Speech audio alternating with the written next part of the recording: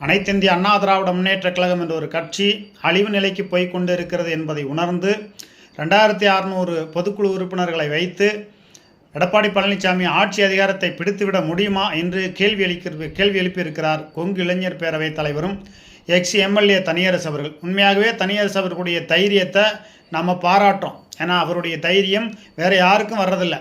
கேசி பழனிசாமி எல்லாம் எப்படி பேசுகிறாருன்னா, திடீர்னு எடப்பாடி பழனிசாமிக்கு காவடி தூக்குற மாதிரி அங்கிட்டு சொம்பு தூக்குறாரு. ஏன்னா அவர் கவுண்டர் இனம், இவரும் கவுண்டர் இனமாக இருந்தாலும் நேர்மையாக தனியரசு அவர்கள் பேசுவதை பார்க்கும்போது நமக்கு ஆச்சரியமாகவும் பெருமையாகவும் இருக்குது. இதில் ஆச்சரியம் ஒன்றும் இல்லை, இவர் வளர்ந்த வளர்ப்பு அப்படி. தனியரசு எம்எல்ஏ அவர்கள், எக்ஸ் எம்எல்ஏ அவர்கள் உண்மையாகவே இந்த அனைத்திந்திய அண்ணா திராவிட முன்னேற்ற கழகம் நல்லா இருக்கணும், ஒன்றுபடணும், 2026 ஆட்சி அதிகாரத்தை பிடிக்கணுங்கிறதுல ரொம்ப தெளிவாக இருக்கார். அதற்கு உறுதுணையாக யார் யாரெல்லாம் இருக்கிறாங்களோ அவங்களெல்லாம் இணைச்சு அம்மையார் சசிகலா அவர்களை முன்னிலைப்படுத்த வேண்டும் அப்படின்னு தனியரசு அவர்கள் குரல் கொடுக்குறார். தனியரசு அவர்களை நம்ம பாராட்டுறோம்.